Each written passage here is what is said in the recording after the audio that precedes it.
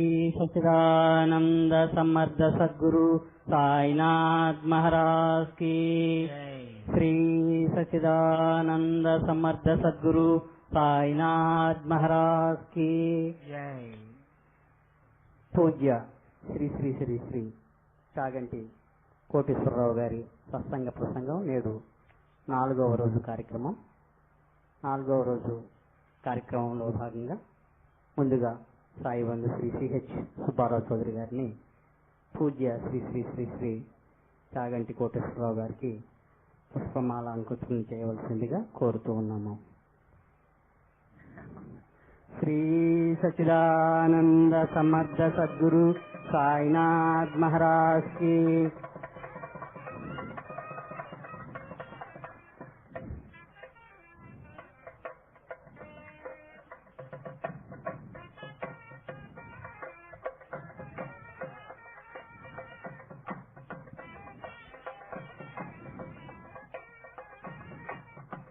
తదుపరి సాయి బంధు శ్రీ నర్ల సాయిబాబా గారు కొవ్వూరు గ్రామస్తులు వారిని పుష్పమాలంకృతం చేయవలసిందిగా కోరుతూ ఉన్నాము.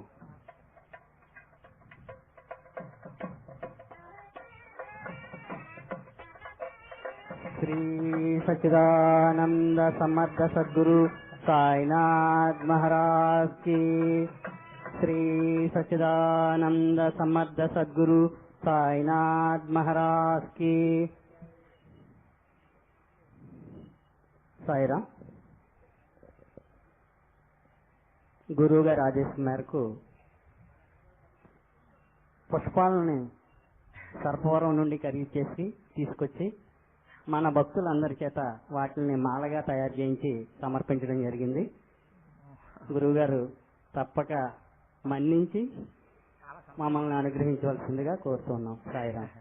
4వ రోజు కార్యక్రమంలో భాగంగా పూజ్య శ్రీ శ్రీ శ్రీ శ్రీ చాగంటి కోటేశ్వరరావు గారు వారి అమూల్యమైన సందేశాన్ని మనకు అందజేస్తారు. దయచేసి ప్రతి ఒక్కరూ శ్రద్ధగా వాటిని విని నిజ జీవితంలో ఆచరించడానికి ప్రతి వారు ప్రయత్నించవలసిందిగా కోరుతూ శ్రీ శ్రీ శ్రీ చాగంటి కోటేశ్వరరావు గారిని వారి ప్రసంగాన్ని ప్రారంభించవలసిందిగా ప్రార్థిస్తూ ఉన్నాం. సాయిరాం సాయిరాం సాయిరాం.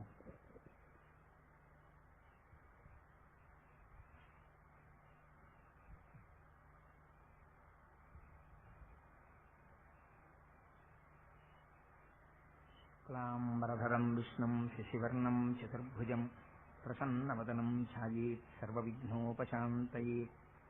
గురుర్బ్రహ్మా గురుర్విష్ణుః గురుర్దేవో మహేశ్వరః గురుః సాక్షాత్ పరం బ్రహ్మ తస్మై శ్రీ గురవే నమః. వ్యాసాయ విష్ణురూపాయ వ్యాసరూపాయ విష్ణవే నమో వై బ్రహ్మనిధయే వాసిష్ఠాయ నమో నమః. కూజంతం రామ రామేతి మధురం మధురాక్షరం ఆరుహ్య కవితా శాఖాం వందే వాల్మీకికోకిలం. శ్రుతిస్మృతిపురాణానాం ఆలయం కరుణాలయం నమామి భగవత్పాదశంకరం లోకశంకరం. వాగర్ధావివ సంపృక్తౌ వాగర్ధ ప్రతిపత్తయే జగత పితరౌ వందే పార్వతీ పరమేశ్వరౌ. సూక్తిం సమగ్రయతున స్వయమేవ లక్ష్మీః శ్రీరంగరాజమహిషీ మధురై కటాక్షైః. వైదగ్ధ్యవర్ణగుణకుంభనగౌరవైర్యాం కండూలకర్ణకుహరాः కవయోధయంతి. హైమోర్ధ్వపుండ్రమజహన్మకుటం సునాసం మందస్మితం మకరకుండలచారుగండం. బింబాధరం బహుళదీర్ఘకృపాకటాక్షం శ్రీవేంకటేశముఖమాత్మని సన్నిధత్తాం. మనోజవం మరుతతుల్యవేగం జితేంద్రియం బుద్ధిమతాం వరిష్టం వాతాత్మజం వనరయూధముఖ్యం శ్రీరామదూతం శిరసా నమామి. అపదామపహర్తారం దాతారం సర్వసంపదాం లోకాభిరామం శ్రీరామం భూయో భూయో నమామ్యహం. శ్రీరామచంద్రం శరదపారిజాతం సీతాముఖాంబోరుహచించరీకః. సమస్తకల్యాణగుణాభిరామः నిరంతరం మంగళమాతనోతు. సింధూరారుణవిగ్రహాం త్రినయనాం మాణిక్యమౌళిస్ఫురత్తారానాయకశేఖరాం స్మితముఖీం ఆపీనవక్షోరుహాం. పాణిభ్యాం అలిపూర్ణరత్నచషకం రక్తోత్పలం బిభ్రతీం సౌమ్యాం రత్నఘటస్థరక్తచరణాం ధ్యాయేత్ పరేదంబికాం. సదానింబవృక్షస్య మూలాధివాసాత్ సుధాశ్రావిణం తిక్తమప్యప్రియంతం తరుం కల్పవృక్షాధికం సాధయంతం నమామీశ్వరం సద్గురుం సాయినాథం. హరి ఓం. పరమేశ్వర స్వరూపమైన సభకి నమస్కారం.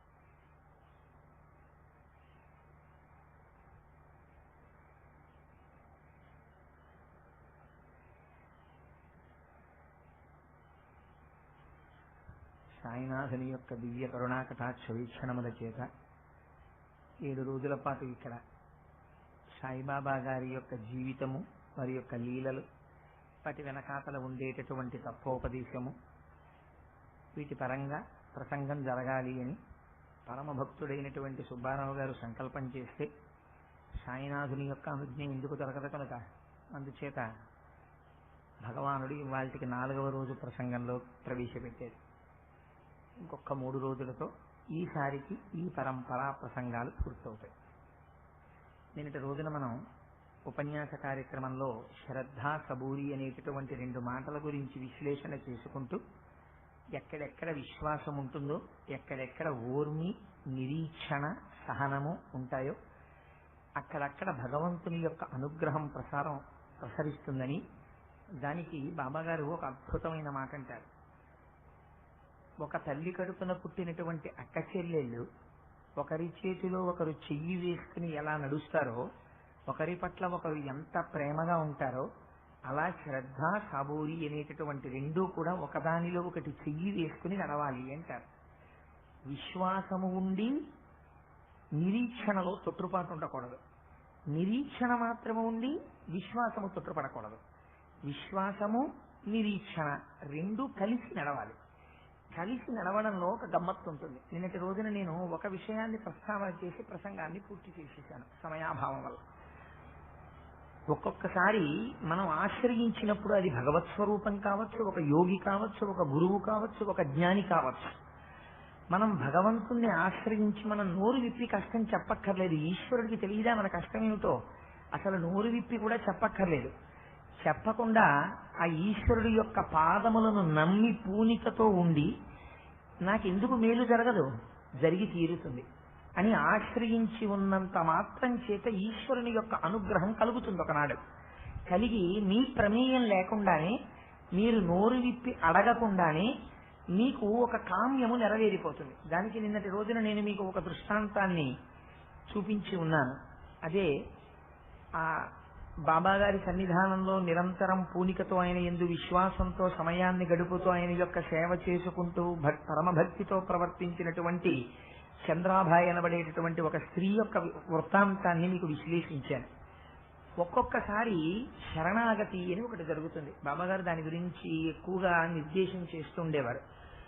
నాకైతే అనిపించింది, సాయిబాబా గారి యొక్క జీవిత చరిత్రను అంతటినీ చదివిన తరువాత నాకు ప్రగాఢంగా కనిపించినటువంటి విశ్వాసం ఏమిటి అంటే, బాబా గారు తన జీవిత కాలంలో ఎక్కువగా బోధ చేసింది, ఎక్కువగా దృష్టి పెట్టమని చెప్పినది శ్రద్ధ, సాబూరి జీవితాన్ని ఎలా ఉన్నతి వైపుకు తీసుకెళ్లాలన్న దాని మీద తన బోధని కేంద్రీకరించారు.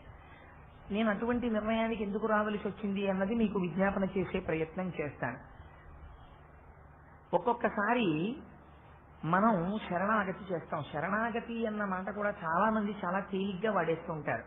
ఆయన శరణాగతి చేశారండి అంటుంటారు. ఏమిటి శరణాగతి అంటే చాలా మంది దృష్టిలో శరణాగతి అంటే ఓసారి బాబాగారి దేవాలయానికి వెళ్ళో నమస్కారం చేసుకుని మన ప్రయత్నం మనం చేసుకుంటూ ఉండడం.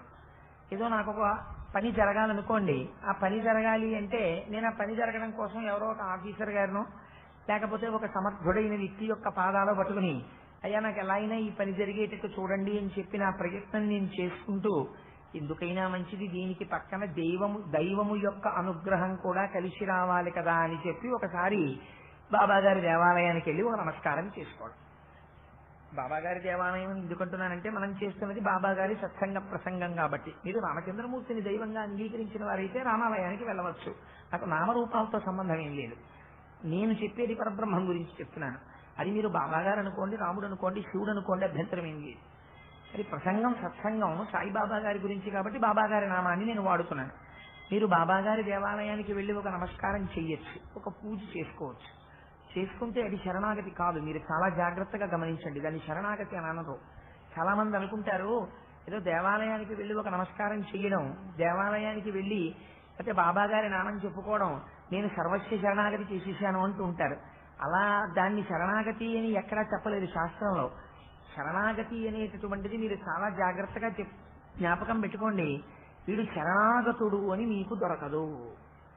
శరణాగతి చేశాను అని మీ వాక్కుతో చెప్పినది శరణాగతి కానీ కాదు. శరణాగతి చేయడము అనేటటువంటి సందర్భమే వేరు. శరణాగతి చేస్తే దాని ఫలితము ఎంత గొప్పగా ఉంటుందో, శరణాగతి చేసినప్పుడు వచ్చేటటువంటి ఫలితం కూడా ఎలా ఉంటుందో బాబా గారు ఒక చోట నిరూపించారు. సర్వస్వ శరణాగతి అంటే ఏమిటో తెలుసా అండి? మీ అంత మీరుగా ఉపాయమును విడిచిపెట్టుట. 2, మీకు వేరొక ఉపాయము తోచకుండుట. రెండిటిలో ఏదైనా అవచ్చు. ఒక్కొక్కసారి మీరు పరమభక్తి స్థాయికి చేరుకుంటారు. చేరుకున్నప్పుడు మీరు ఏ ఉపాయం జోలికి వెళ్ళరు. వెళ్లకుండా నాకు ఈశ్వరుడు ఉన్నాడు, కానీ అది చాలా కష్టం, నేను నోటి మాటలతో చెప్పినంత తేలిగ్గా ఉంటుందని మీరు అనుకుంటున్నారేమో. అదంత తేలిక కాదు సర్వస్వ శరణాగతి. మీకు ఒక ఉదాహరణ చెప్తాను. లోకం అట్లా సర్వస్వ శరణాగతి చేసేటటువంటి వాడిని ఒక వెర్రివాడి కింద చూస్తుంది. నేను ఎందుకు ఈ మాట్లాడుతున్నానంటే మీకు ఒక ఉదాహరణ చెప్తాను. నేను ఒక 55 సంవత్సరములు ఒక వృద్ధుడికి వచ్చేసాయి. ఆయనకి కొడుకులు లేరు, లేకపోతే ఒక 50 ఏళ్ళు వచ్చేసాయి. ఆయనకి కొడుకు పుట్టాలి అని కోరిక పుట్టింది. ఆయన భార్యకి ఒక 45 సంవత్సరాలు. ఉదాహరణకి వేసుకోండి, ఆయనకి 50 సంవత్సరాలు. ఆ భార్య అనారోగ్యవంతురాలు, ఆవిడికి ఆరోగ్యం లేదు. వారిద్దరూ కలిసి ఈశ్వరుడికి సర్వస్వ శరణాగతి చేశారు. ఎప్పుడు 50 సంవత్సరాల వయస్సులో కొడుకు పుట్టాలని. అప్పటికి వారికి ఒక ఆడపిల్ల ఉన్నది, అయినా వారికి కొడుకు పుట్టాలి అని ఒక పూనిక. కొడుకు పుట్టాలి అంటే 50 సంవత్సరాల వయసులో కోరిక పుట్టింది అనుకోండి, మళ్ళీ సెకండ్ ఇష్యూలో ఒక మేల్ చైల్డ్ కావాలి అంటే మనం అయితే ఏం చెప్తామంటే, భార్య అసలే అనారోగ్యవంతురాలు, if you are so keen a male child, ఒక పని చేయి, మరొక గైనకాలజిస్ట్ని కన్సల్ట్ చేసి అసలు లోపల ఉన్న పిండం మళ్ళీ మగ శిశువా కాదా కన్ఫర్మ్ చేసుకోమని చెప్తాం మనం. కానీ ఆయన ఏం చేశాడంటే, చుట్టూ ఉన్నటువంటి వాళ్ళందరూ కూడా 50 ఏళ్ల వయసుతో నీకు ఇప్పుడు కొడుకు కావాలా, ఓ పక్క భార్య కుంట్లో బాగులేదు అంటుంటే ఆయన చేసిన పని ఏమిటో తెలుసా అండి? సింహాచలంలో చందన పువ్వులుపు అని చేస్తారు. చందన పువ్వులుపు అంటే స్వామి నిజమూర్తి దర్శనం ఉండదు సింహాచలంలో, ఒక్క చందన పువ్వులుపు నాడే. సరే అలా ఎందుకు చేస్తారండి సింహాచలంలో, ఎందుకు చందనం రాసేస్తారు అంటే అది వేరు విషయం. ఎప్పుడైనా దాన్ని కలిపినప్పుడు దాని సందర్భం వచ్చినప్పుడు చెప్తాను. ఇప్పుడు మళ్ళీ అందులో పెడితే అదో అరగంట 40 నిమిషాలు అయిపోతుంది. అందుకని ఆ సింహాచలంలో చందన పువ్వులుపు చేసిన రోజున ఒక్క రోజునే మీకు నిజమూర్తి దర్శనం అవుతుంది. ఆ నిజమూర్తి దర్శనం ఈ వేసవి కాలంలో బహుశా ఏప్రిల్ మే నెలలో వస్తుంది ఆ చందన పువ్వులుపు.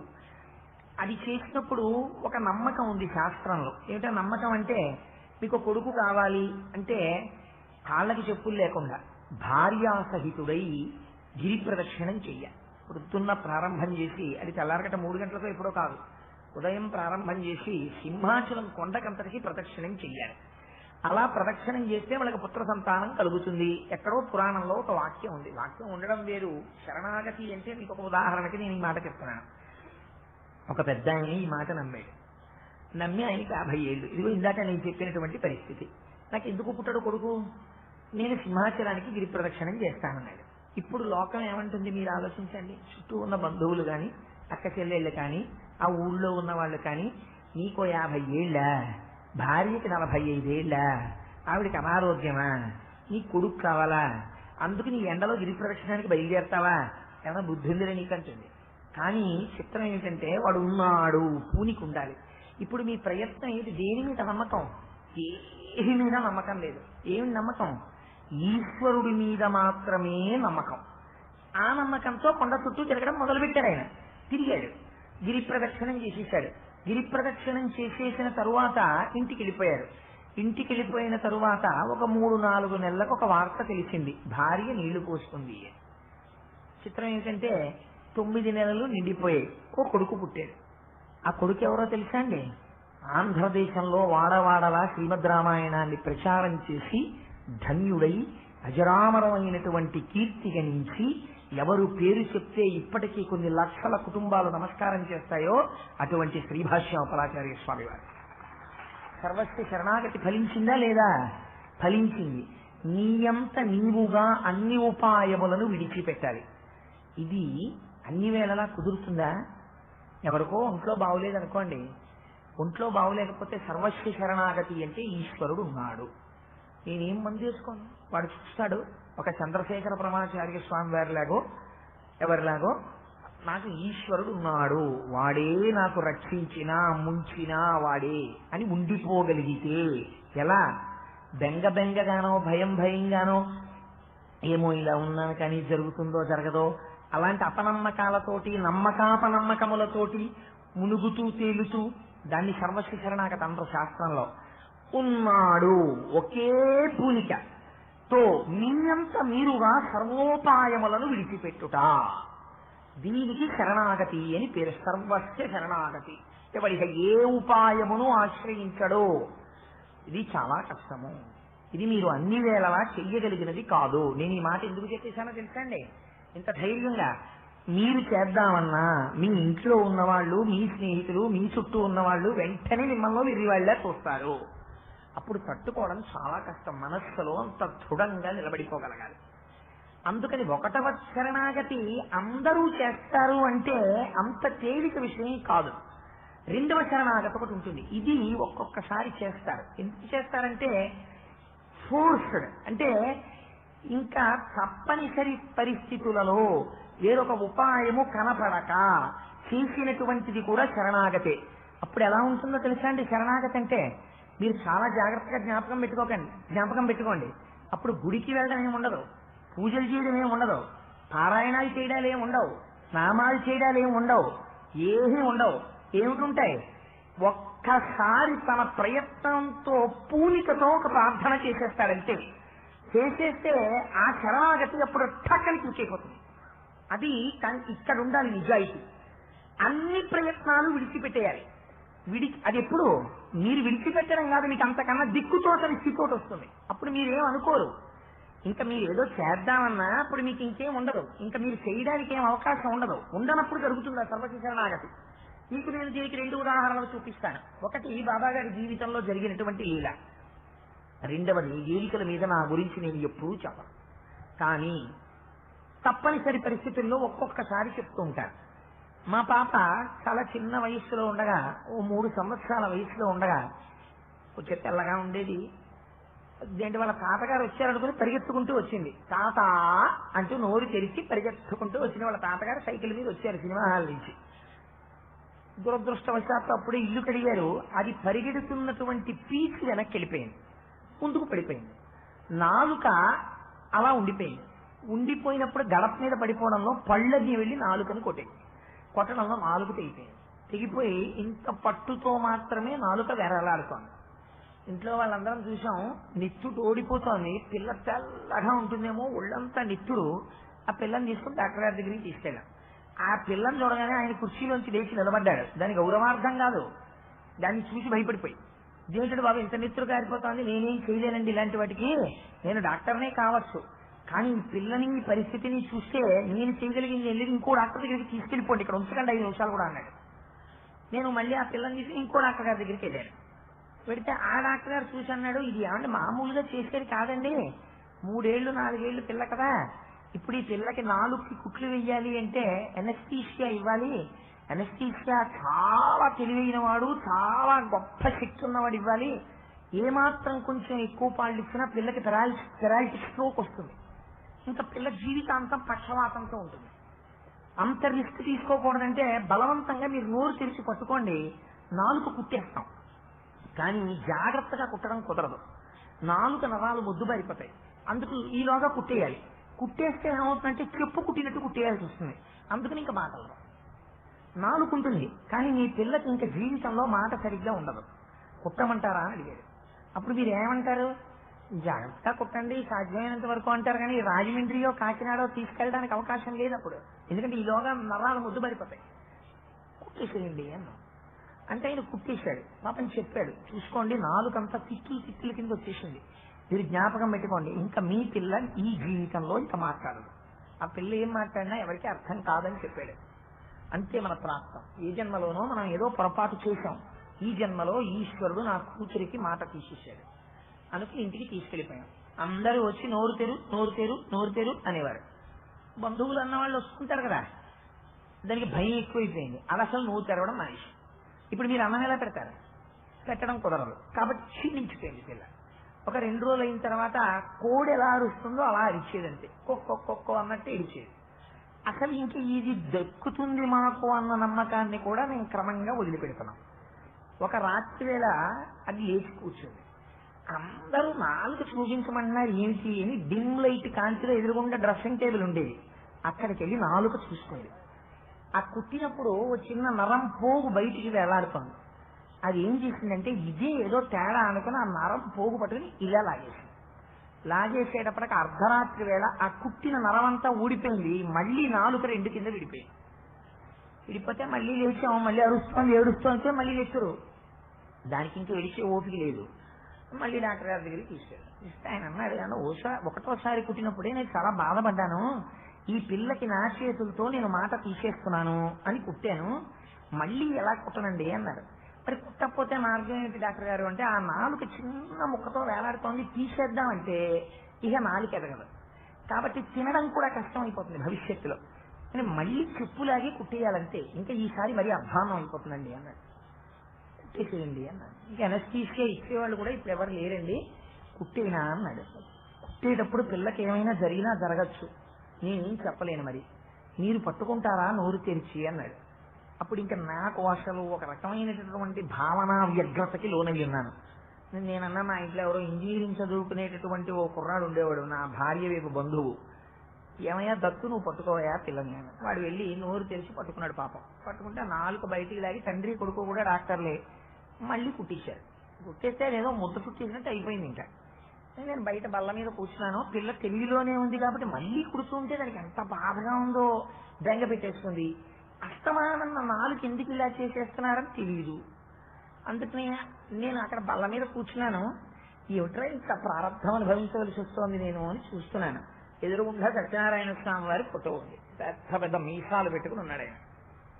నాకు ఆ నవ్వుతూ ఇలా పక్కన 2 పక్కల సత్యవతీదేవి శివుడు పెద్ద పెద్ద మీసాలు ఆయన చూసి ఆ నవ్వుతుంటే దీనికి ఆ నవ్వు వెకిలిగా అసహ్యిస్తోంది నేను చూస్తే అనుకున్నాను. దీనికి నవ్వు? ఓ 3 ఏళ్ల పిల్లకి 2 మాటలు నాలి కుట్టినందుకు నవ్వా? ఇంత గొప్పగా కర్మ ఫలితాన్ని ఇవ్వగలనన్నవ్వా? దీనికి నవ్వు? నువ్వు నవ్వు, ఎప్పుడు నవ్వుతావు? నువ్వు అలా నవ్వుతుండగా నిన్ను చూసి నువ్వు పరబ్రహ్మాని అని నేను అంగీకరిస్తాను. ఎప్పుడు? ఏది నా కూతురు నాలుక అంటుకోమని. ఇప్పుడు డాక్టర్లు ఆ నాలుక ఇహ మాటలు రాదని చెప్పారు, నువ్వు ఉన్నావని నిరూపించు, నీకు సర్వస్వ శరణాగతి చేస్తున్నాను. ఇప్పుడు ఎందుకని? నాకు ఇంకింతకన్నా దిక్కేం లేదు, నువ్వు ఒక్కడివే దిక్కైతే, నువ్వు అలా నవ్వగలిగిన వాడి అయితే ఏది నా కూతురు నాలుక అంటుకోమను. నా కూతురు నాలుక కుట్టించుకోవడానికి ఎంత బాధపడిందో అంత బాధ పాద యాత్రగా ఈ కొండకి పెద్దాపురం నుంచి నడిచి వచ్చి నేను బాధపడతాను, అలా అంటుకోమని చూస్తానన్నా. అంతే. అదప్పుడు ఎందుకని ఏ దిక్కు లేక ఆ మాట, నాకేం భక్తితో కాదు, కేవలం ఇంకొక దిక్కు లేదు లేక చేసిన మాట. కానీ శరణాగతి, అది శరణాగతి అయిపోయి కూర్చుందంటే ఆ క్షణంలో. డాక్టర్ గారు పిల్లలు పంపించేశారు ఇంటికి. వచ్చేసాం ఇంటికి. వచ్చేసినటువంటి ఓ 2 రోజుల తర్వాత నోరు తెలిసేది, ఏమైనా కాస్త తాగడం అవి మొదలెట్టేది, కాస్త నవ్వేది, ఆడుకునేది. ఒక 10 రోజులు పోయిన తర్వాత తీసుకురండి, ఆ కుట్లు ఇప్పేస్తానన్నారు డాక్టర్ గారు. మీరు నమ్మండి నమ్మపోండి, పరమ యథార్థం చెప్తున్నాను. బాబా గారి పాదాల దగ్గర కూర్చుని అబద్ధాలు వీరికల వీధి చెప్పుకోవలసిన దౌర్భాగ్య స్థాయికి నేను దిగజారలేదు. డాక్టర్ గారి దగ్గరికి సురేష్ గారిని ఇప్పటికీ ఉన్నారు పెద్దాపురంలో డాక్టర్ గారు. ఇప్పటికీ మా అమ్మాయిని చూస్తే నేను నోరేదమ్మా అంటుంటారు. సురేష్ గారి దగ్గరికి తీసుకెళ్లి డాక్టర్ గారు కుట్లు ఇప్పేస్తారా అన్నాం. ఏదమ్మా నోరు తెరువు అన్నారు చాలా బాధగా. నోరు తెరిచి నాలుక బయట పెట్టింది. మీరు నమ్మండి నమ్మపోండి, డాక్టర్ గారు అలా చూసి కుర్చీలో అలా వెనక్కి పడిపోయి ఉండిపోయారు. ఒకటేసారి ఈ పాపకేనా నేను కుట్లేశాను అన్నారు. మీరే డాక్టర్ గారు 2వ మాట కుట్లేశారు అన్నాను. చాలా ఆశ్చర్యం అండి, నేను కుట్టిన నరం కనపట్టలేదు, నేను వేసిన కిట్టులు కనపట్టలేదు, నాలుక యథాతథంగా అయిపోయింది. కానీ ఒకనాడు ఈ పిల్ల నాలుక తెగిందనడానికి గుర్తుగా నాలుక పక్కన ఒక చిన్న పొక్కు లాంటిదోటి ఉండిపోయింది. తీయడానికి ఆ నరం లేదండి అన్నారు. వారం రోజుల్లో ఎలా అంటుకుపోయింది నాలుక. ఇప్పుడు మా అమ్మాయి నన్ను దబాయించి మాట్లాడుతుంటే నేను అప్పుడప్పుడు అంటుంటాను, అవునే నీ గురించి పాదయాత్ర చేశాను కదా, ఇది సత్యనారాయణ స్వామి వారు ఇచ్చిన నాలుక కదా, భూకరిస్తావు నన్ను అంటూ ఉంటాను. ఆనాడు పాదయాత్ర చేయించాడు పరమాత్మ నాతో, ఇప్పుడు అది శరణాగతి. అంటే ఇవాళ నేను ఉదాహరణ ఎందుకు చెప్పానంటే, ఆనాడు నేను భక్తితో చేసిన శరణాగత, వేరొక దిక్కు లేక చేసిన శరణాగత, వేరొక దిక్కు ఆ క్షణమునందు కనపడక చేసిన శరణాగతి. కానీ చిత్రం ఏమిటో తెలుసా అండి, ప్రపంచంలో అన్నిటికన్నా పరమశక్తివంతం శరణాగతి. కానీ దురదృష్టం ఏమిటంటే అప్పుడు కూడా ఈశ్వరుడు జ్ఞాపకానికి రాడు కొంతమందికి, అందుకని చెయ్యరు శరణాగతి. లోపల ఎక్కడో చిన్న పూలిక ఉందనుకోండి, ఇంకా అంటుకుని అంటుకుని వెలుగుతున్న చిన్న అగ్నిహోత్రపు కంచె లోపల ఉందనుకోండి, అది కాపాడుతుంది. బాబా గారు ఏమి కనపడనట్టుగా చెప్పేవారు లీలని, చూపించేవారు లీలని. కానీ ఒక్క లీల చాలు పారాయణలో మీరు గట్టిగా పట్టుకుంటే దాని రహస్యం ఏమిటో మీకు అర్థమైపోతే. అందుకే శ్రద్ధ సాబూరి చెప్పారు ఆయన. నేను అందుకే చెప్పా అన్నీ అందులోకే వెళ్ళిపోతాయని చెప్పాను. మహానుభావుడు పూర్వం జాగ్నేరు అనబడి ఒక ఊరు ఉండేది. అది షిరిడీకి ఒక 100 కిలోమీటర్ల దూరంలో ఉండేది. ఆ జాగ్నేరులో బాబా గారికి భక్తుడైనటువంటి ఒక వ్యక్తి ఉండేవాడు. ఆయన పేరు నానా చందోర్కర్. ఆయనకు ఒక కూతురు ఉండేది, ఆవిడ పేరు మైనతాయి. ఆ కూతుర్ని ఆ నానా చందోర్కర్ ఒక గౌరవనీయమైనటువంటి ఉద్యోగంలో ఉన్నవాడు. అందుకని ఆయన ఇంటికి వైద్యులు వచ్చి సేవ చేయడంలో ఆయనకి ఏమి ఇబ్బంది లేదు. పెద్ద పెద్ద డాక్టర్లు ఆయన ఇంటికి వస్తారు. ఆ పిల్ల 9 నెలలు నిండి ప్రసవించడానికి సిద్ధంగా ఉంది. కానీ దురదృష్టవశాత్తు సామాన్యంగా జరగవలసినటువంటి ప్రసవము జరగలేదు. జరగకపోతే ఎందరో వైద్యుల్ని తీసుకొచ్చాడు. ఎంతో మంది వైద్యులు తమకు తెలిసినటువంటి వైద్యం అంతా చేశారు. అప్పటికి 2 రోజులుగా ప్రసవ వేదన పడుతోంది, ప్రసవం జరగడం లేదు. ఇలాంటి పరిస్థితుల్లో తల్లి ప్రాణానికి కూడా ముప్పు రావచ్చు. అందుకని నానా చందోర్కర్ చాలా బాధలో ఉన్నాడు. ఇంతమంది డాక్టర్లు వచ్చారు, అప్పుడు ఎవరు చేయగలరు? డాక్టర్ ఒక్కడే. ఒకరు కాదు, తనకి తెలుసున్న డాక్టర్లందరినీ తీసుకొచ్చాడు తన అధికారాన్ని అడ్డుపెట్టి. ఇంతమంది డాక్టర్లు వచ్చారు, తాము చెయ్యగలిగినటువంటి వైద్యం అంతా చేశారు, కానీ ప్రసవం జరగట్లేదు. ఇప్పుడు ప్రసవం జరగకపోతే ఆయనకి ఎవరు జ్ఞాపకం వచ్చారంటే, అదిగో నాకు అప్పుడు సత్యనారాయణ స్వామి వారు ఎదురుగుండా కనపడితే జ్ఞాపకానికి వచ్చినట్టు, కనపడకపోయినా బాబా గారు జ్ఞాపకానికి వచ్చారు. జ్ఞాపకానికి వచ్చి మనస్సులో ఆయన ఒక ప్రార్థన చేశాడు. ఇది పైకి వినపడేది కాదు. నేను అందుకే అన్నానన్నమాట, సర్వస్య శరణాగతి అనేటటువంటిది చాలా శక్తివంతమైన మాట, కానీ చాలా తేలికగా వాడేస్తుంటారు దాన్ని. వచ్చిన గొడవ ఏంటంటే, నేను సర్వస్య శరణాగతి చేసేసానండి అని చాలా తేలిగ్గా ఒక సలహా ఇచ్చేస్తుంటారు. బాబా గారికి సర్వస్వ శరణాగతి చెయ్యండి అంటుంటారు. అది it's not so easy I tell you. అది అంత తేలిక మాట కాదు, చాలా గంభీరమైన మాట. అందుకే 2 రకాలుగా జరుగుతుంది శరణాగతి అని నేను మీకు విజ్ఞాపన చేసింది. ఇప్పుడు ఇది కూడా దిక్కులేని శరణాగతి. దిక్కున్న శరణాగతి అయితే ముందే ఆయన బాబా గారిని నమ్ముండేవాడు. కానీ ఇంట్లో వాళ్ళు ఒప్పుకుంటారా? పిల్ల ప్రొటికి వస్తే బాబా గారు ఉన్నారు చూసుకుంటారంటే, అంత పదవిలో ఉన్నాడు, వైద్యుల్ని తీసుకొచ్చాడు. ఇంతమందిని తీసుకొస్తే ఏమైంది? పిల్లకి ప్రసవం జరగలేదు. సరికదా, వైద్యులు దగ్గరుండగా పరిస్థితి ప్రమాదకరంగా కనపడుతోంది. కనబడితే ఇప్పుడు ఆయనకి బాబా గారు జ్ఞాపకానికి వచ్చాడు. జ్ఞాపకానికి వచ్చి, బాబా నువ్వు తప్ప నాకు దిక్కెవరు? నువ్వే నన్ను రక్షించాలి, నువ్వే నన్ను కటాక్షించాలి, నా కుమార్తెకి ప్రసవం జరిగేటట్టుగా అనుగ్రహించాలి అన్నాడు. ఇప్పుడు ఏమైందండి? 2వ రకం శరణాగతిలోకి వెళ్ళిపోయిందా? వెళ్ళిపోలేదా? వెళ్ళిపోయింది. మీరు లీల చదివేటప్పుడు జ్ఞాపకం పెట్టుకోవాలి, ఇది ఏ రకమైనటువంటి లీలలోకి వెడుతోంది, దీనివల్ల నేను జీవితంలో నేర్చుకోవలసిన పాఠమేమి, ఉపాసనలో నేను దిద్దుకోవలసినదేమి, అదే శ్రద్ధా కాబూలిలోకి తీసుకుంటూ ఉండాలి మీరు. ఆయన శరణాగతి చేశాడు. ఎలా? గుళ్ళోకి వెళ్ళాడా? అభిషేకం చేశాడా? పూజ చేశాడా? పారాయణ చేశాడా? ఏం చేశాడు చెప్పండి నాకు. ఇప్పుడు ఎవరికైనా తెలుసా శరణాగతి చేసినట్టు? ఎవరికైనా తెలుసా ఆయన ప్రార్థన చేసినట్టు? ఎవరికి తెలియక్కర్లేదు. ఆ సమయంలో ఆయన చేసేసాడంతే. ఇది మొరా, ఇది వినపడుతుంది. ఈ సమయంలో దిక్కులేక నువ్వు చేసిన ప్రార్థన ఏదుందో అది తొందరగా ఈశ్వరుడికి వినపడిపోతుంది. ఎందుకని? నమస్తే వాయో త్వమేవ ప్రత్యక్షం బ్రహ్మాసి త్వమేవ ప్రత్యక్షం బ్రహ్మ వదిష్యామి తన్మావతు తద్వక్తారమవతు అవతు వక్తారం. అంతటా వ్యాపించిన వాడికి ఎందుకు వినపడదు? వినపడుతుంది. కాబట్టి ఇది వినపడింది. ఎవరికి వినపడింది? ఎవరిని ఉద్దేశించి చేశాడో వారికి వినపడింది. సాయిబాబా గారికి వినపడింది. ఆయన వెంటనే తన దగ్గరే ఉండేవాడు ఒక ఆయన. ఆయన్ని పిలిచారు. ఆయన పేరు బహుశా నేను కరెక్ట్ గా చెప్తే బాపుగిరిని పిలుస్తూ ఉండేవారు అందరూ. ఆ బాపుగిరి అన్న ఆయన్ని పిలవడంలో గమ్మత్తు ఏంటంటే ఒక్క సాయిబాబా గారు మాత్రం బాపుగిరి పిలిచేవారు కాదు, రామగిరి బాపు అని పిలిచేవారు. అంటే బహుశా నేను పేరు కరెక్ట్ గా చెప్తే రామగిరి బాబా గారు ధ్వనిపెట్టారు. అందుకని ఒక విభూతి పొట్లాన్ని ఒక ఆరతి పాకని ఇచ్చారు. అది గమ్మత్తు. ఈ రెండింటిలో ఉంది రహస్యం అంతా. ఈ రెండింటిని ఇచ్చారు. ఇచ్చి పట్టుకెళ్ళి ఇయ్యి అన్నారు. ఈయనన్నాడు, అవతల వారి శరణాగతి వినపడవలసిన వారికి వినపడింది, కానీ మధ్యలో ఉన్నవాడికి ఎలా తెలుస్తుంది దాని గమ్మత్తు? ఈయనన్నాడు, అయ్యా జాగ్నేరు వెళ్ళడానికి నా దగ్గర డబ్బులు లేవండి అన్నాడు. ఇప్పుడు మీరు జ్ఞాపకం పెట్టుకోండి, విభూతి పొట్లము ఆరతి పట్టుకెళ్లేటటువంటి అదృష్టాన్ని రామగిరి బాపు పొందాడు.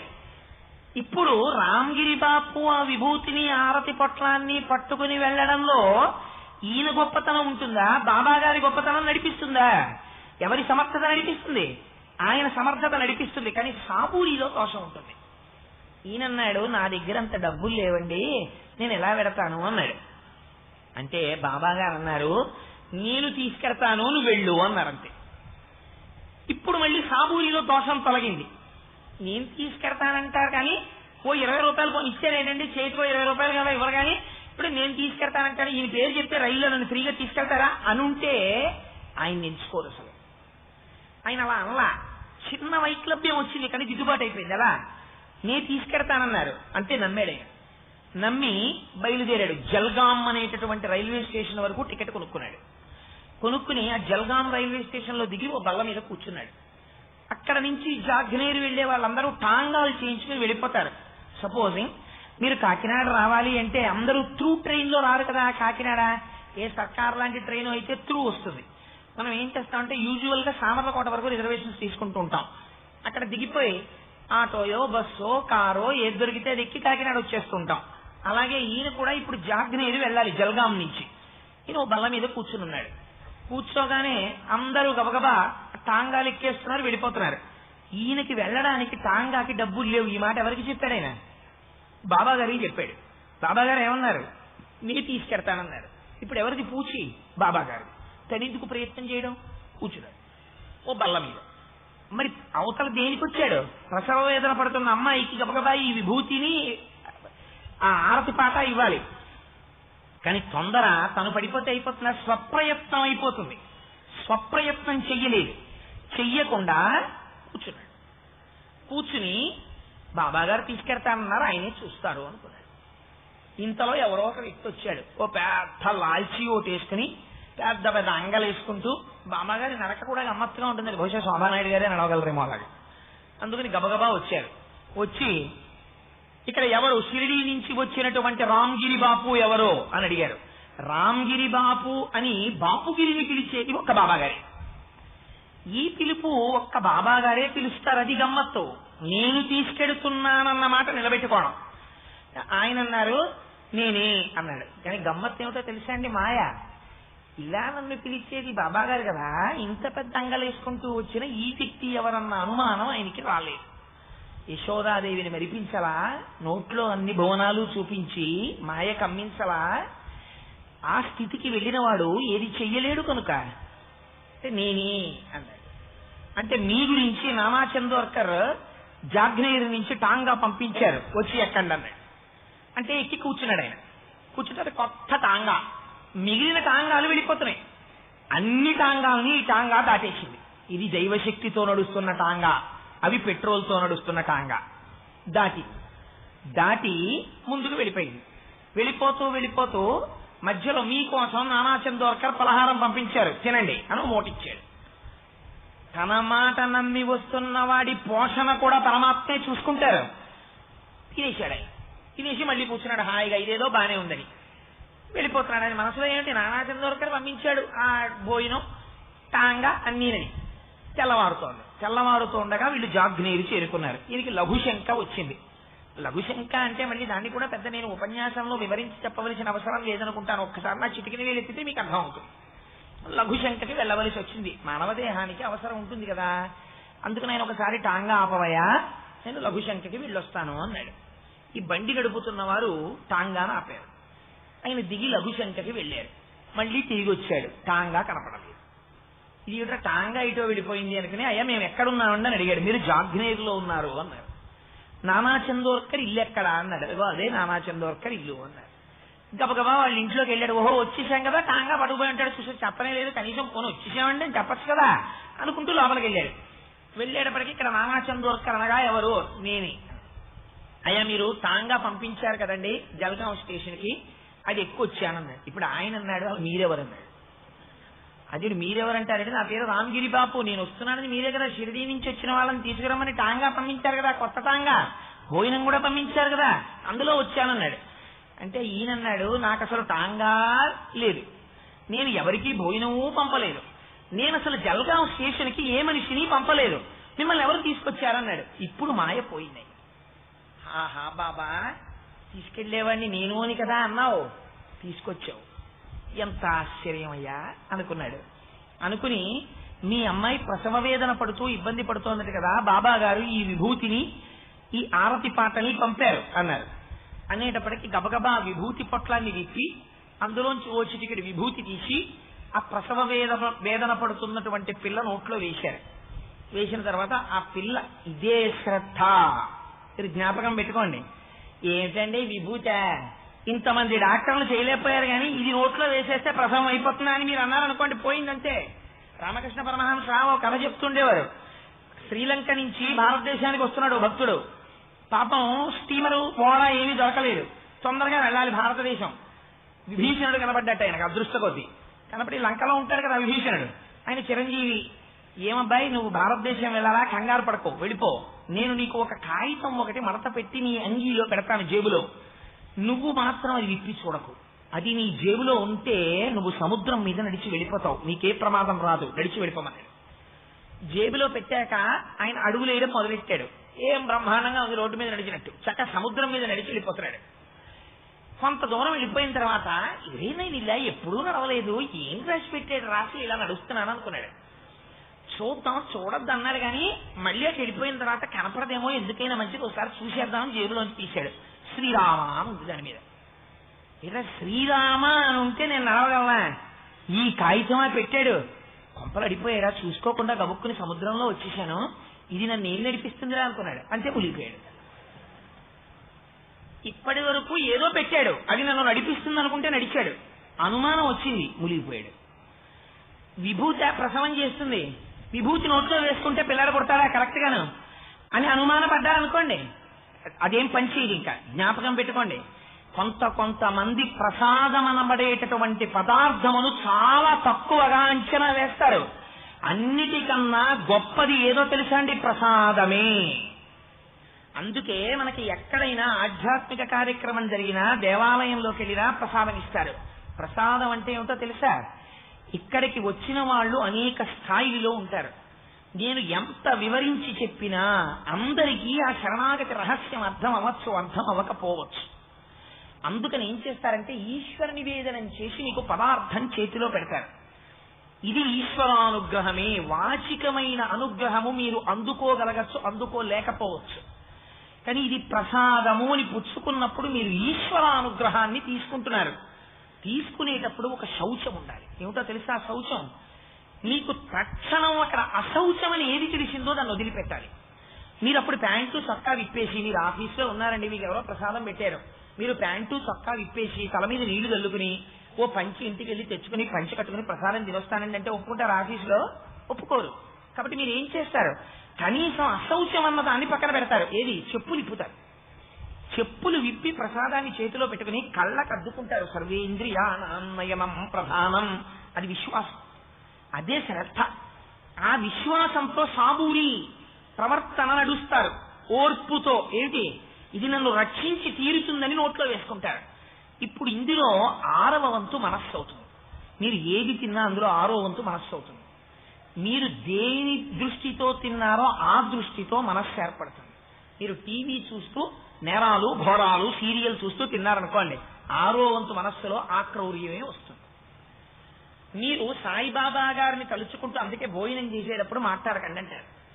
ఈశ్వరనామం చెప్పుకుంటూ మీరు భోజనం చేస్తున్నారనుకోండి, భోజనం చేస్తే 6వ వంతు మనస్సు కూడా ఈశ్వర స్వరూపాన్ని పొందుతుంది. అందుకే భోజనానికి నియమం పెట్టడానికి కారణం అదే. తీసుకుంటే 6వ వంతు మనస్సు అయిందనుకోండి, ఇది సంకల్ప వికల్ప సంఘాతం. మీరు ఎక్కడ కూర్చోండి, జ్ఞాపకం రాకపోవడం, మర్చిపోవడం ఇలాంటి బాధలేం ఉండవు. ఎందుకని మనస్సు ఈశ్వర రూపమును పొంది ఉన్నది. ఇప్పుడు మీరు ప్రసాదం కళ్ళకత్తుకు నోట్లో వేసుకున్నారు, ఏమవుతుంది? ప్రమాదము ఏదో పొంచి ఉంది. ఆ ప్రమాదాన్ని తప్పుకోవడానికి కావలసిన ఆలోచన కూడా మీ మనస్సులోంచే వస్తుంది. అలా వెళ్ళవలసిన వారు అటు వెళ్లకుండా ఇంకో వైపు కడతారు, ఆ ప్రమాదం తప్పిపోతుంది. అంతే. ఇది ఎక్కడి నుంచి వస్తుంది? ప్రసాదము పట్ల మీ నిబద్ధత వల్ల వస్తుంది. ప్రసాదం తీసుకుని ఆ ప్రసాదాన్ని మీరు దుర్వినియోగం చేశారనుకోండి, అమర్యాదగా ప్రవర్తించారనుకోండి, అమర్యాద ఫలితం కూడా దాంట్లోకి వచ్చేస్తుంది. అందుకే ప్రసాదం ప్రసాదమే. అందుకే అన్నవరం సత్యనారాయణ స్వామి వారి కథలో ప్రసాదం తీసుకోకపోతే పణం మునిగిపోయిందంటారు. అంటే ప్రసాదం తీసుకోలేదు కాబట్టి పణం ఉంచేద్దామని అదే పనిగా శాడిస్ట్ కింద భగవాన్ అలాంటి పనులు చేస్తాడా? అంటే ప్రసాదము పట్ల అమర్యాద ప్రమాదమును కొని తీసుకుని వస్తుంది. అందుకని ప్రసాద వితరణమునందు ప్రసాద స్వీకారమునందు జాగరూకడవై ఉండు అని మనకి శాస్త్రం చెప్తుంది. తనొక్కడు తిరుమల వెళ్ళాడు, తను తినడు ప్రసాదం. ఆర్ష సంప్రదాయంలో ఏమిటో తెలుసా? ఈశ్వరానుగ్రహం అందరికీ అందాలి, అందుకని ప్రసాదం తెచ్చి అందరికీ పెడతారు. పెట్టడంలో నియమం పాటించాలి, పుచ్చుకునేటప్పుడు నియమం పాటించాలి. అందుకే ప్రసాదాన్ని జాగ్రత్తగా ఇవ్వాలి, జాగ్రత్తగా పుచ్చుకోవాలి. సరే, అందుచేత ఈ పూనిక ఉంది, విభూతి పనిచేస్తుంది. విభూతికి మహదైశ్వర్యం అని పేరు. నోట్లో వేశారు, వేసిన 2 గంటల్లో ఏమైందో తెలుసా అండి? ఆ పిల్లకి పండంటి కొడుకు పుట్టాడు. తల్లి బిడ్డ క్షేమముగా ఉన్నారు. మరి ఆరతి పాట ఎందుకు పంపించడం? ఆరతి పాట ప్రయోజనం ఏమిటి అంటే, మీరు హారతి హారతి అని బాబా గారికి ఇస్తుంటారు. హారతికి ఏమిటి గొప్పతనము మీరు చెప్పండి. ఎందుకన్ని మాటలు హారతి ఇచ్చుట? ఏదో కాగడహారతని, షేజ్హారతని, మీకు ఏదో ఒక టెక్నికల్ టెర్మినాలజీ ఉంటుంది. బాబా గారి దగ్గర ఇన్ని హారతులని అదంతా భక్తి శ్రద్ధలతో పాడుతూ హారతి ఇస్తూ ఉంటారు. హారతికి ఉన్న గొప్పతనం ఏమిటి నాకు చెప్పండి. ఎందుకు హారతి అంత గొప్పది? మిగిలినటువంటిది ఏదైనా సరే పూజ పూర్తి చేసేది మంగళహారతి పాడేశారండి అంటారు. మంగళహారతి పాడేశారండి అంటే ఏమిటి దాని పేరు? అయిపోయింది అక్కడతో. ఏమిటి మంగళహారతి? ఎందుకు ఆ హారతికి అంత గొప్పతనం అంటే, హారతి దగ్గరికి వచ్చేటప్పటికి మీ పూజ తిరగబడిపోతుంది. తిరగబడిపోవడం అంటే ఏమిటో తెలుసా అండి? మీరు పూజ ఏమని మొదలు పెడతారు? మొదలు పెట్టినప్పుడు నేను పూజ ప్రతిరోజు పూజ చేసేటప్పుడు పూజా కార్యక్రమాన్ని ప్రారంభం చేశాను అనుకోండి, మీరు కొంచెం జాగ్రత్తగా వినండి. రోజు హారతి ఇస్తున్నారు కాబట్టి హారతి యొక్క ప్రాముఖ్యత ఏమిటి అన్నది చెప్తున్నాను నేను. అది మీరు పూజ ప్రారంభంలో ఏమని చెప్తారు? ఏదో ఇదండి, శ్రీ మహావిష్ణురాజ్ఞ ప్రవర్తమాన సాధ్య బ్రహ్మణ ద్వితీయ పరార్థే శ్వేతవరాహ కల్పై వైవస్వతమంతరే కలియుగే ప్రథమ పాదే జంబూద్వీపే భరతవర్షే భరతఖండే వీరోహ దక్షిణ దిగ్భాగే శ్రీశైలస్య ఈశాన్య దిగ్భాగే గంగా గోదావరియోర్మధ్యదేశే వసతి గృహే సమస్త దేవతా బ్రాహ్మణ హరిహర సన్నిధౌ అస్మిన్ వర్తమాన వ్యవహారిక చాంద్రమానే శ్రీ తారణ నామ సంవత్సరే ఉత్తరాయణే శిశిర ఋతు ఫాల్గుణ మాసే కృష్ణపక్షే ద్వాదశిన్యాం వాసర సౌమ్యమాసరే శుభ నక్షత్ర శుభయోగ శుభకరణయే వంగుణ విశేష విశిష్టాయాం శుభనిదౌ శ్రీమాన్ శ్రీమతః ఆత్రేయస గోత్రస్య కోటేశ్వర శర్మ నామధేయస్య మమోపాత్త ధృతక్షేద్వారా శ్రీ పార్వతీ పరమేశ్వర ప్రీత్యర్థం సమస్త దిరితోపసాంఖ్యార్థం ధర్మార్థ కామమోక్ష చతుర్విధ బల పురుషార్థ సిద్ధ్యర్థం శ్రీ ఉమామహేశ్వర పూజాం కరిష్యే అని నీళ్లు ముట్టుకుంటాం. అంటే ఈ సంవత్సరంలో, ఈ కాలంలో, ఈ ఋతువులో, ఈ తిథి నాడు, ఈ నక్షత్రంలో, ఈ అద్దె ఇంట్లో, ఫలానా ప్రదేశంలో కోటేశ్వర శర్మ అనబడేటటువంటి నేను, పూజా మందిరములో ఉన్న ఉమామహేశ్వరులు అనబడేటటువంటి మీకు ఇప్పుడు ఇక్కడ సంభవ ద్రవ్యే ఏ పూజా పుష్పాలు నా దగ్గర ఉన్నాయో, ఏ పరికరాలు ఉన్నాయో వాటితో యథాశక్తి ధ్యానావాహనాది షోడశోపచార పూజ నీకు చేయుచున్నాను, అందుకుగాను సంకల్పములు చేయుచున్నాను అని నిజాయితీ, అది శ్రద్ధ. మీరు ముట్టుకుంటారు. సాబూరి ఏమిటి? మీరు ఓర్మితో, ఎక్కడ ఓర్మి?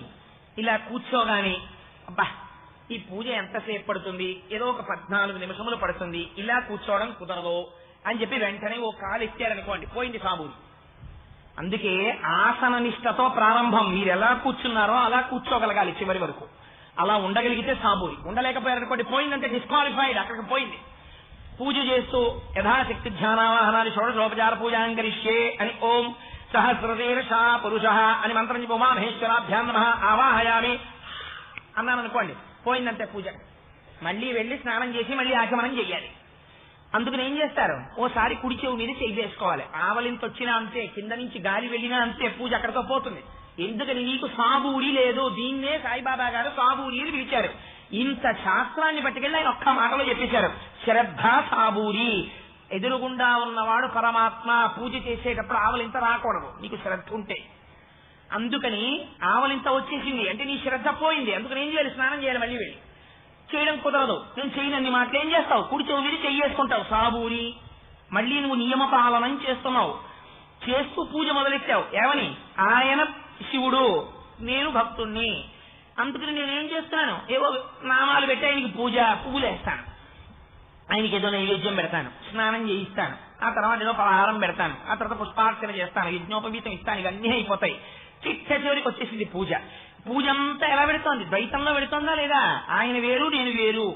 మందిరంలో ఉన్నవాడు శివుడు లేకపోతే సాయిబాబా, నేనెవరు, ఒక కోటేశ్వరరావు అనబడేటటువంటి జీవుణ్ణి, నేను ఆయనకి పూజ చేస్తున్నాను. అదే కదా మీరు మొదలు పెట్టడం. ఏదో ఓం నిధనపతయే నమః, ఓం నిధనపతాంతికాయ నమః, మూర్ధాయ నమః, మూర్ధలింగాయ నమః రకరకాలుగా పిలిచారు, పువ్వులు వేశారు, పూజ అయిపోయింది. నైవేద్యం పెట్టారు, మీరు పెట్టారు, ఆయన తిన్నాడు, అయిపోయింది. తాంబూలం ఇచ్చారు, మీరు ఇచ్చారు, ఆయన పుచ్చుకున్నాడు, అయిపోయింది. నీరాజనం దగ్గరికి వచ్చారు, పూజ ఏమని మొదలెట్టారు, ధర్మ అర్థ కామ మోక్షములనేటటువంటి చతుర్విధ పురుషార్థములను నీవు నాకు ఇచ్చుట కొరకు ఈ పూజ. ఇప్పుడు పూజ అయిపోతోంది, మంగళహారతి ఇస్తున్నారు, కర్పూరం వేసి వెలిగిస్తారు. వెలిగించి మీరేమంటారు, శ్రియ కాంతాయ కళ్యాణ నిధయే నిధయేర్దినాం శ్రీ వెంకట నివాసాయ శ్రీనివాసాయ మంగళం అన్నారు. ఓ వెంకటేశ్వరుడా నీకు మంగళమగుగాక. తప్ప కాదా? మీరు ఇప్పటిదాకా పూజ ఏమని చెప్పారు, ఆయన నాకివ్వాలి ఫలితం అని చెప్పారు. నీరాజనం దగ్గర మంగళహారతి దగ్గర ఏమంటున్నారు, స్వామి నీకు మంగళమగుగాక.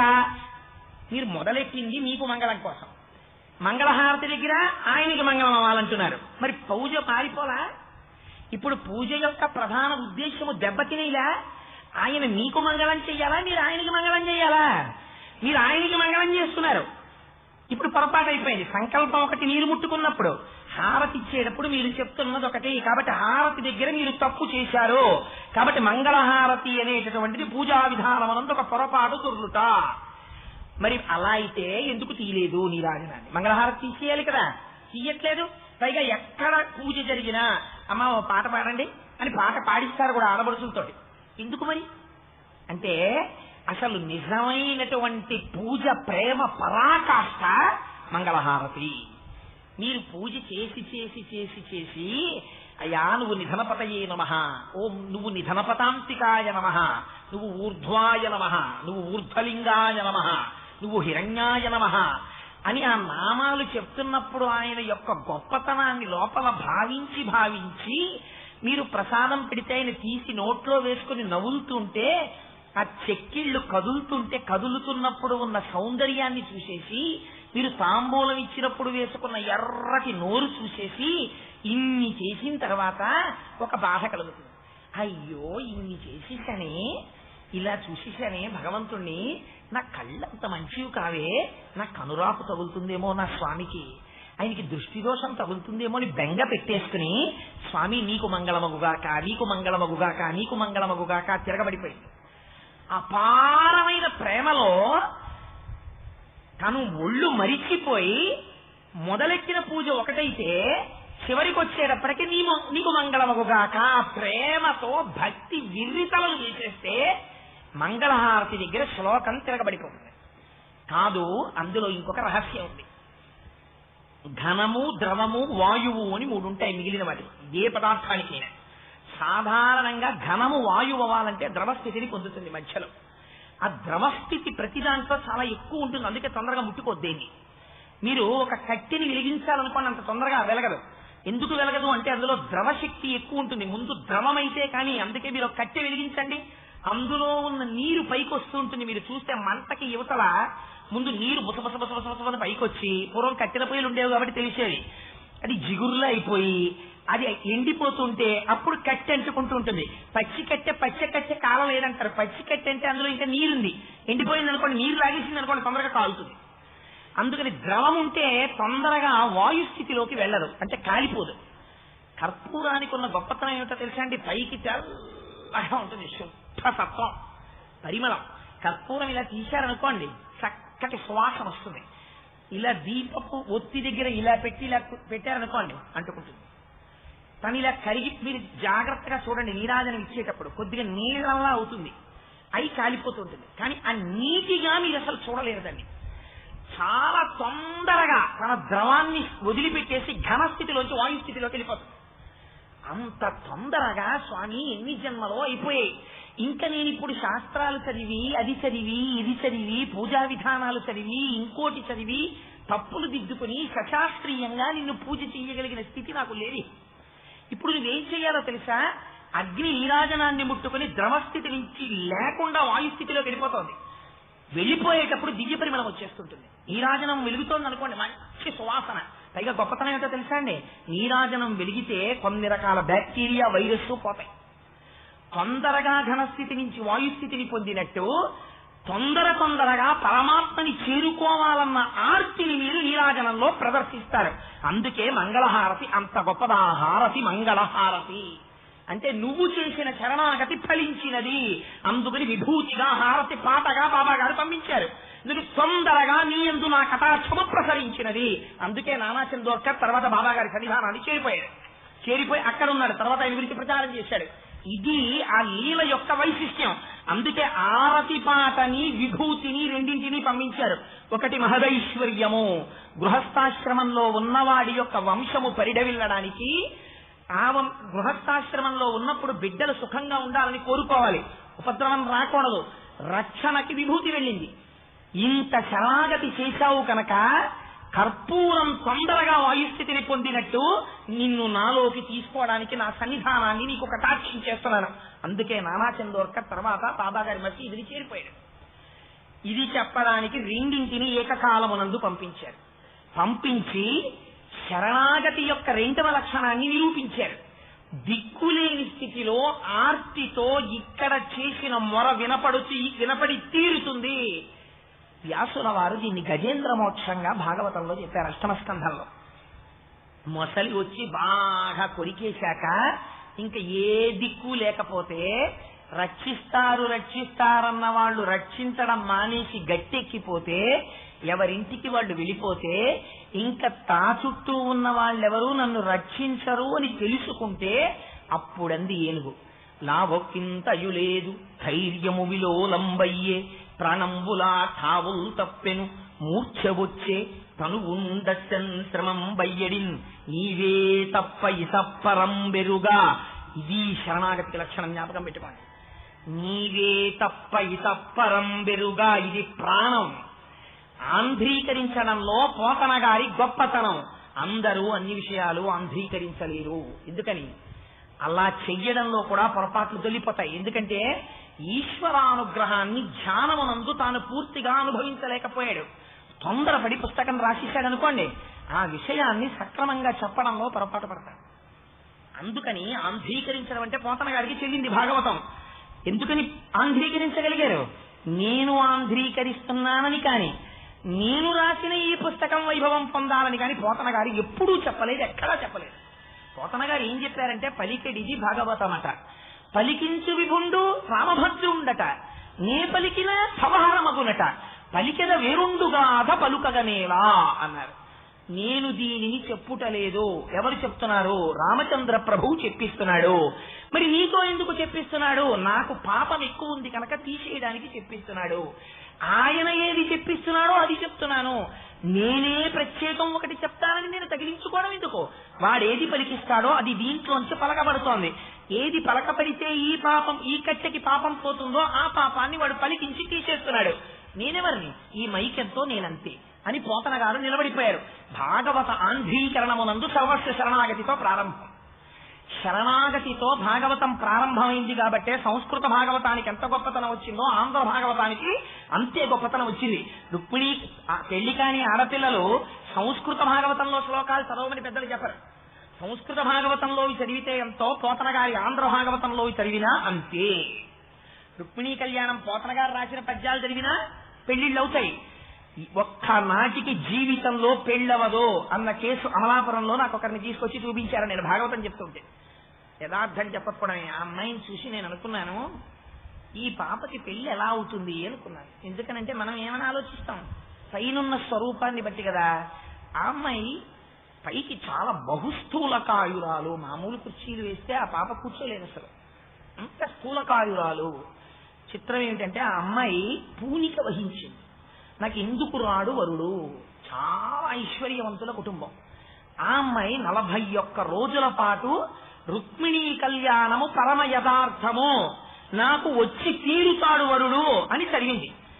36 సంబంధాలు ఒక కాగితం మీద తండ్రి గారు సిద్ధం చేస్తే అమెరికా నుంచి ఒక వరుడు వచ్చి 14 రోజులు మాత్రమే ఉంటాను, చూసుకుని సెటిల్ చేసుకుని పెళ్లి కూడా చేసుకుని వెళ్ళిపోతానని వచ్చాడు.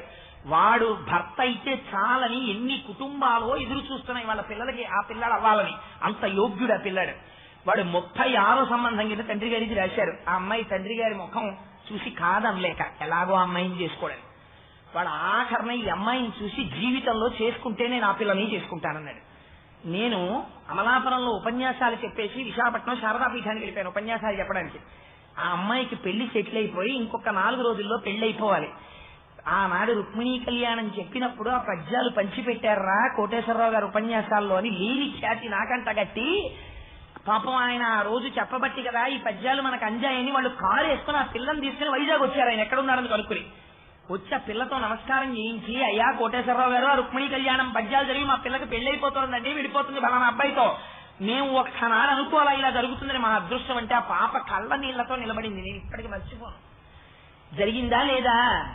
శరణాగతి ఎంతటి ఫలితాన్నైనా ఇస్తుంది, కానీ ఏది నీవే తప్ప ఇతప్పరం బెరుగా, అక్కడ తేడా వచ్చేస్తుంది. ఉన్నాడు కానివ్వండి కొంచెం సొంత ప్రయత్నం చేస్తాం, అందుకని శరణాగతి తనంత తాను చెయ్యడం కష్టం. నేను అందుకే ఈ మాట యథార్థమైన మాట చెప్తున్నాను. ఎవరో తప్ప అందరూ శరణాగతి చెయ్యలేరు. నూటి మాటతో చాలా తేలిగ్గా సర్వస్వ శరణాగతి చేసేయండి, సర్వస్వ శరణాగతి చేసేయండి అన్నమో, సర్వస్వ శరణాగతి చేసేసామండి అన్నమో అనకూడదు. తప్పది. నువ్వు చెయ్యలేని దాన్ని చెయ్యని దాన్ని చేశాను అని అనరాదు. సర్వస్వ శరణాగతి మీకు మళ్లీ చెప్తున్నాను, మీ అంతట మీరు చెయ్యడం ఒకటి, దిక్కులేని పరిస్థితుల్లో జరగడం ఒకటి. సాధారణంగా శరణాగతి దిక్కులేని పరిస్థితుల్లో జరుగుతుంది. తనంత తాను చెయ్యగలిగినటువంటి స్థితికి ఎవరైనా ఎదిగితే వాడు నిజంగా అదృష్టవంతుడు. అలాంటి వాడెవరైనా ఈ సభలో ఉండి ఉంటే వారి పాదములకు నా శిరస్సు పాటించి నమస్కరిస్తున్నాడు. ఎందుకంటే వాడు మహాభక్తుడు.